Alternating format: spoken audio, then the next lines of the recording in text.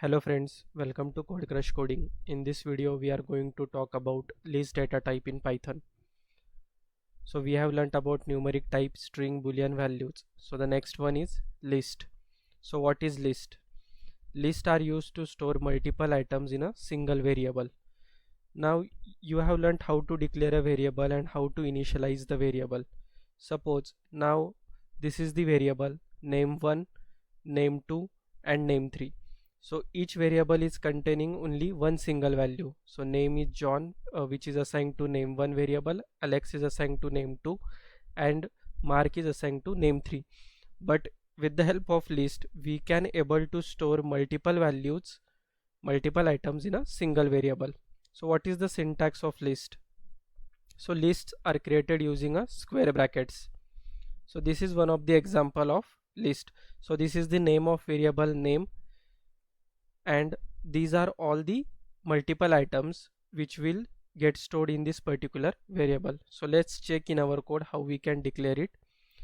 So now what we will do, let me remove these all three variables. Now we will have one single variable name, and list are initialized with the help of square brackets. So here we can provide the values. Let's say names are John, and to provide another item you need to separate it by comma. So the next value is Alex, and the last value, let's say Mark.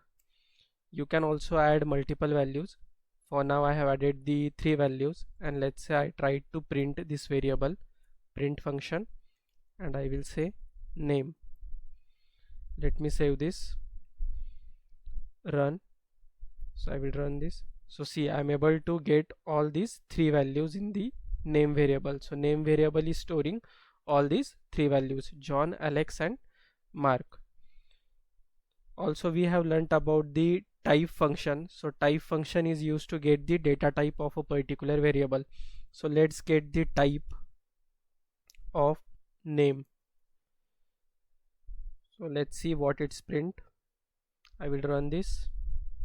So see, we are getting here class list because this name variable is of type list. So you can get the data type of any variable which you want by providing the type function.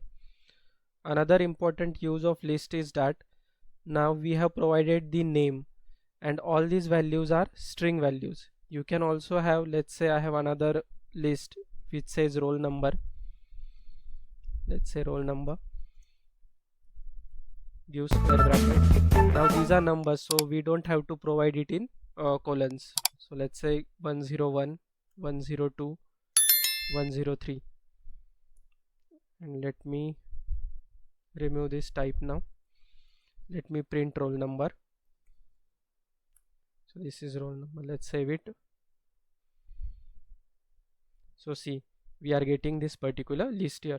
So we can assign values in the form of numeric type as well as in the form of string type. Also what we can do, let's have another list function, list variable, sorry. So my list, and my list contain data of both the types. Let's say I have roll number as well. Let's say 1 comma, let me give some name. Let's say we want to print these city names. Let's say Pune. Again I want to print 2, another city name, let's say Nasik, another city name 3, let's say Nagpur. Okay, and I want to print now my list. Save it, run.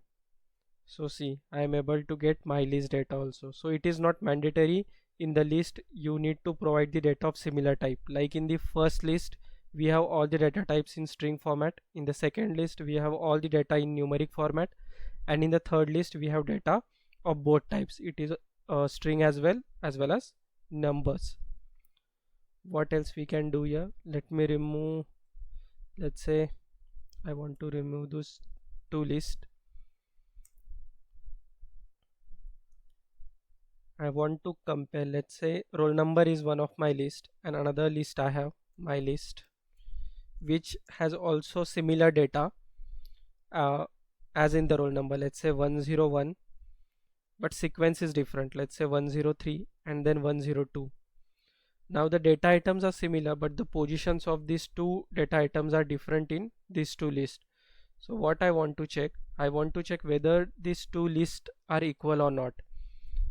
If I say roll number 1, roll number equal operator is used to compare the equality of two variables. We will see in operator section more about this operator, but for now let's say we want to compare these two lists and my list.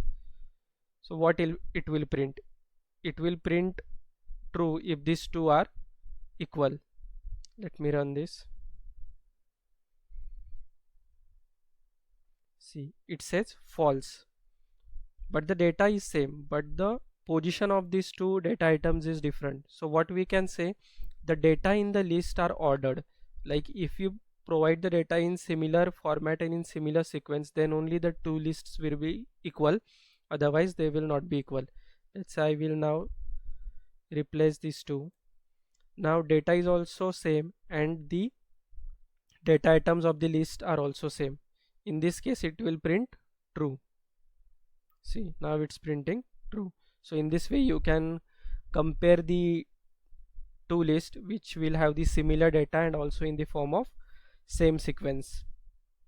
Another function we want to learn in this video, let's say now I have this list roll number and I have multiple data here.